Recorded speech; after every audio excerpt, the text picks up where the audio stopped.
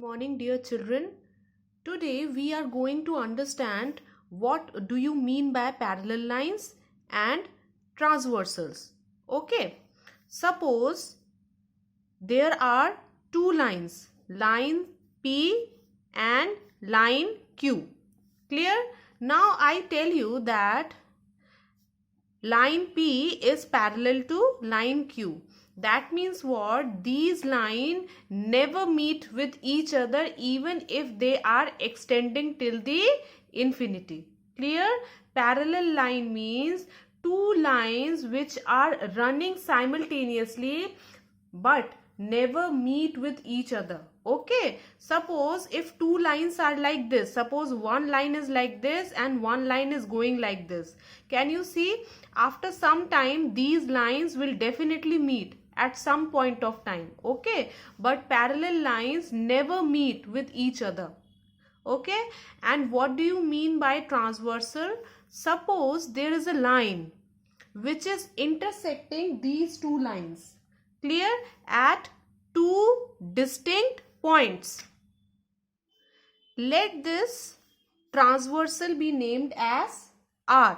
Okay, so P and Q, they are parallel to each other and R is a transversal. Okay, now so this transversal R makes four distinct angles with line P. With line P. Clear? What are these four distinct angles? They are angle 1, angle 2, then angle 3 and angle 4. And four other distinct angles with line Q.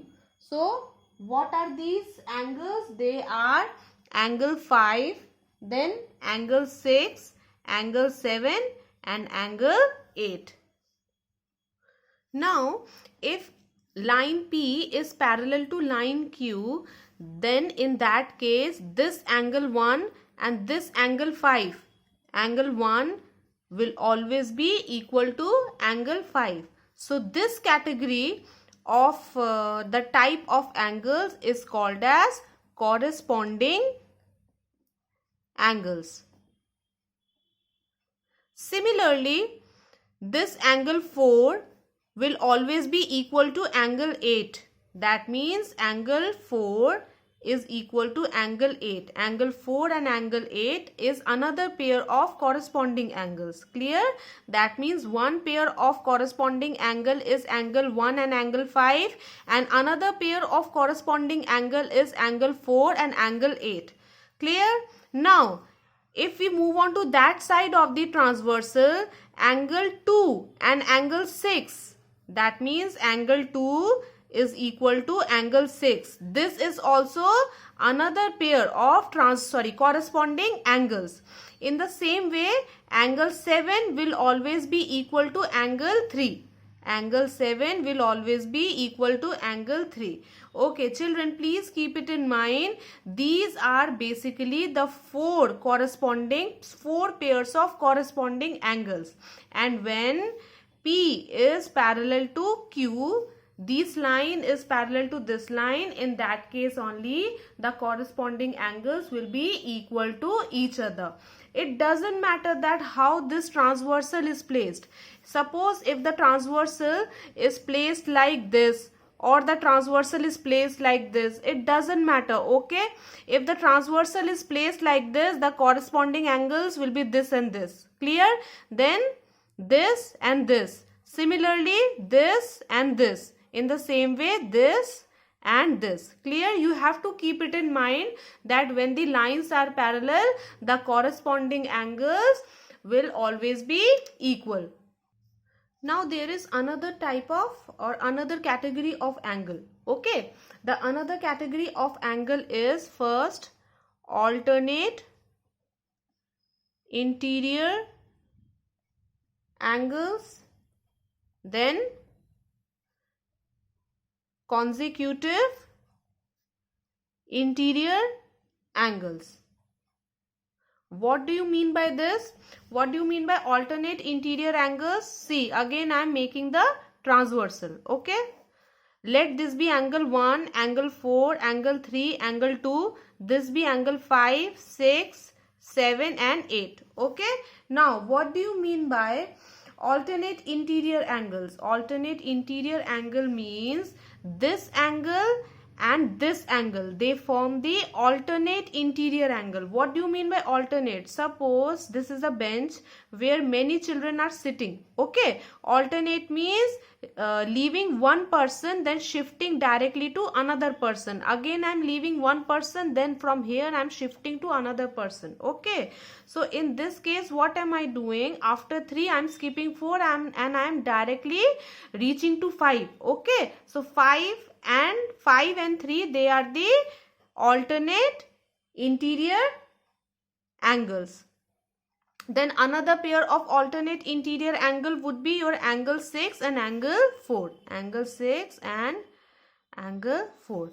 This is the another pair of alternate interior angle. Why and how? Because here I am skipping 5. So directly after angle 4 I am reaching to angle 6. Clear? Okay, now what do you mean by consecutive interior angles? Consecutive interior angle means, suppose this is angle 3 on the same side of the transversal. Okay, this is angle 3 and on the same side of the transversal is angle 6. So angle 3 and angle 6. This is a pair of my consecutive interior angle. Another pair of my consecutive interior angle is angle 4 and angle 5. Okay, angle 4 and angle 5. Again I am repeating, the angles which are at the same side of the transversal at the interior side of the parallel lines. Okay, at the interior side of the parallel lines, they are one pair of consecutive interior angles. Then another pair of consecutive interior angle means the angles falling at the same side, this side now I am talking about. Okay, and they are lying inside the parallel lines, so they are the consecutive interior angles. Now there is another category of the angle. This is called as the vertically opposite angles. What do you mean by vertically opposite angles? Vertically opposite angle means, suppose these are the two parallel lines and one transversal is intersecting them. Okay, suppose this is angle 1 and this is angle 2. Okay, and this be angle 3 and this be angle 4. So in this case angle 1 and angle 2, angle 1 is equal to angle 2. Okay, this is one pair of vertically opposite angle. Similarly, angle 4 and angle 3, this is another pair of vertically opposite angles. Okay, so when two lines are parallel, okay, and when a transversal is intersecting them, then vertically opposite angles are always equal. Clear? So now we can say that overall in this chapter we are going to study corresponding angles, alternate interior angles, consecutive interior angles and vertically opposite angles. Okay, thank you children.